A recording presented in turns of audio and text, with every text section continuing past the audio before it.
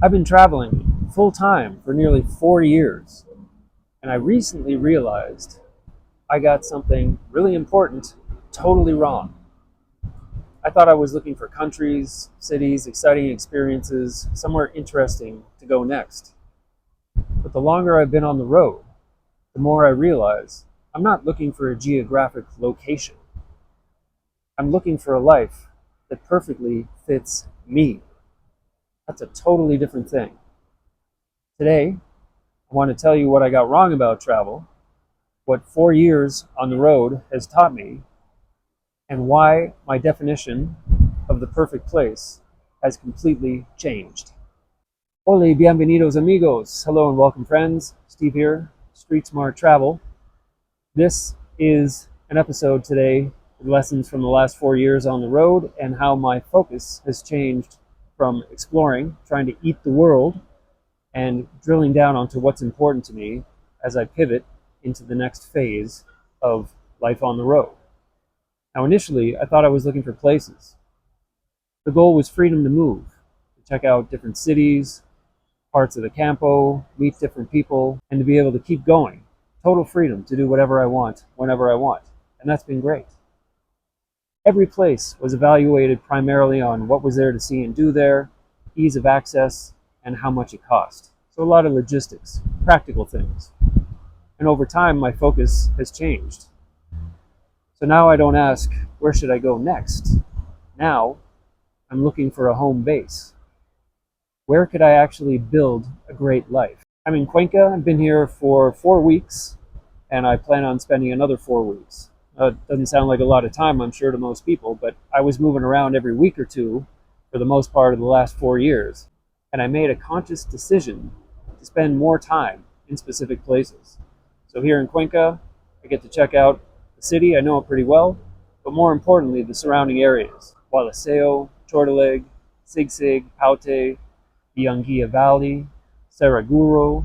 And as I check these places out, I get more data, get more experiences, I make more connections, and I get clearer about what it is that I'm looking for.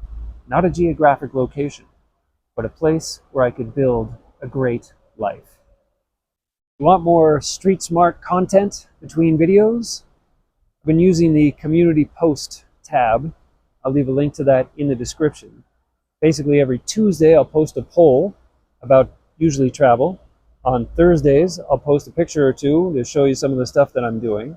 And on Sundays, a shout out to a community member who is contributing to the community through their comments, questions, sharing their stories, information, things of that nature. And by the way, if you don't agree with some of the things that I'm saying, please push back. I mean, respectfully, but I'm always open to listening to other perspectives. And a lot of the time, the comments that I get in some of these posts and the comments on the videos lead to ideas for future videos and video series. So please, any comments or questions, hit me up. Do check out the post tab. I'm trying to build out the community so that we have more interaction with each other. If you have any questions about travel or volunteering or early retirement or how to stay safe on the road, playlists, list a lot of that stuff out. And if you have any questions that those videos do not answer, please hit me up. Happy to share any and all information that I've learned from being on the road for almost the last 4 years. Travel can make you more aware of how important connection is. When I first came out on the road, my social support networks, the people that I would see every day, people at work or friends or neighbors, that was all gone because I left.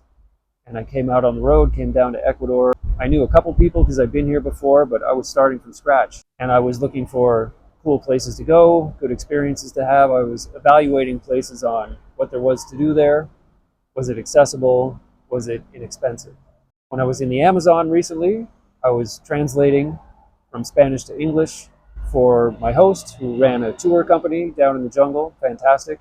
And I met a guy there, an Australian guy, more than 20 years younger than me. And it turns out that we were both coming to Cuenca within about a day of each other. So we exchanged WhatsApp information and stayed in touch. So every 2-3 days we get together, maybe do a day trip or go for lunch, or we went to see the Odyssey, got to watch some of the World Cup games, hang out, go for dinner, all that stuff. And it's really important to make those connections on the road. I've met a lot of volunteers, a lot of fellow travelers. And I'll make a separate video on this. This will be the Finding Community in Cuenca Part 2. I did a Part 1. I'll link to that in the description. That was from last December, maybe. So I'm back here and I'm looking at other ways to connect with the community. The things I do here are Frisbee Fridays. Friday at noon at a park nearby, we get together with a bunch of expats and throw some Frisbees around. There's also language exchanges, intercambios. I found a yoga studio, so I'm going to yoga classes a couple nights a week. Haven't done that for a really long time, and that's a huge part of the community that I want to be connecting with. There's a ton of other things here. Like I said, I'll do that in a separate video probably next week. Now, you can have an amazing apartment or a great property in a beautiful place and still feel totally isolated. If you end up in a place with a great community, that can take an ordinary place and make it extraordinary. I worked on ships for 15 years, and I retired from that over 14 years ago, and a lot of my friends who knew I'd been doing it forever, they would ask me from time to time, do you ever miss the ships? I don't miss the ships at all. They're big floating objects in the ocean. I miss the people, the experiences, some of the lifestyle. It's the same with being on the road. I can go to a place and have a great time. It's not so much about the place. It always comes down to the people. Who are you sharing these experiences with? So that element of community was something that I totally overlooked when I first got on the road. And I'm realizing more and more that more than anything, is the most important factor to enjoy life on the road. And it's a big part of what I'm looking for to establish a home base.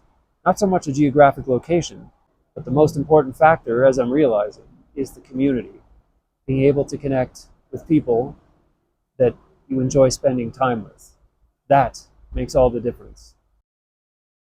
What I'm actually looking for now: sovereignty, freedom, connection, purpose, and enough safety and stability to have a home base. A place where I can leave my stuff, know that it's secure. When I come back, it's all still going to be there. And in the meantime, I can go and continue to explore. I don't have a place. I don't have a home. I have been happily homeless for the last 4 years since selling my condo in Toronto. I don't have a lease. I don't have an apartment. I don't own any property down here in South America. And that's been great, moving around and having all these experiences. More and more, I'm realizing it would be nice to have a home base. Not sure where that's going to be. I don't think it's going to be in Ecuador. And I will be heading down to Peru, Bolivia, Paraguay, Uruguay in a few months. And if I don't find what I'm looking for there, I'll be moving on probably to Central America and doing some exploring up there. I don't want to stop traveling, but I do want a home base that makes more travel possible, rather than travel being the only way that I live. Now, the bigger lesson: you don't necessarily need to copy my lifestyle. Please don't do that. You need to figure out what your version of freedom actually looks like. Maybe that's full-time travel. Maybe it's a month off. Maybe it's a gap year where you go and live somewhere else in the world just to have that experience. Maybe it has nothing to do with travel. Perhaps it's simply creating enough financial and personal margin that you have choices. So you can decide what's next, what's important to you, what do you want to make a bigger part of your life going forward. That's the crossroad I'm at right now. I've basically unlocked infinite travel through volunteering, but I am getting closer to focusing on a home base, buying a property, moving my stuff down here, having a home base out of which I can explore, so that when I do feel, I'm kind of ready to go home, I have a home to go to. I haven't had that in over 4 years, and it's been amazing, but I do feel the call to focus more on establishing a home base. After nearly 4 years on the road, I still love traveling. I wake up every day and I can't believe I get to do this. I still want to see new places, meet people that I've never met, have experiences that I've never had before. I want to keep exploring the world, but I'm not searching for a destination anymore, not a geographical location. I'm searching for a life. And that's a totally different thing. I think that's the biggest lesson here. You don't have to travel full time. You don't need to sell your place, put all your stuff in storage, hop on a plane and take off. What I'm doing is pretty extreme. It's not for a lot of people. It's perfect for me. What can you do in your own life to be moving towards things that are important to you? So there's a question I've been asking myself more and more lately.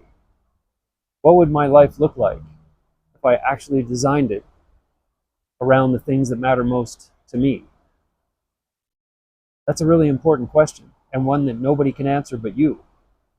So I encourage you to take the time, sit down, take a look at your life, and say, what would I like more of in my life? Maybe you want to take a class. Maybe you want to teach a class. Maybe you want to learn to do something or explore a hobby with like-minded people. Whatever it is, sit down. I always do this with a sheet of paper and a pen, old school. This is stuff that I'm interested in doing, and then how do I go about doing that?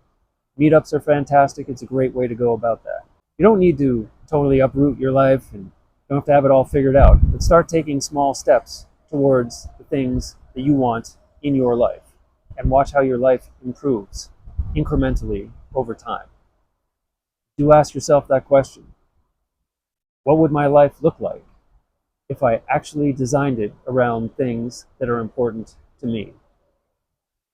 For me, travel's still my laboratory, but the experiment has become how to intentionally build a life with more freedom, deeper connection, more service to others, meaningful experiences in my life.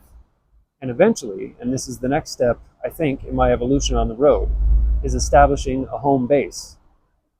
Not to make my world smaller, but to give me a place to come home to as I continue to explore the world. The experiment continues. Love to hear your comments, insights, stories. What's important to you? What are you doing now to prioritize those things in your life so that you can enjoy your life more? And ideally, doing it with like-minded people, joining or establishing communities just because they make your life more enjoyable. Thanks for stopping by. Happy trails.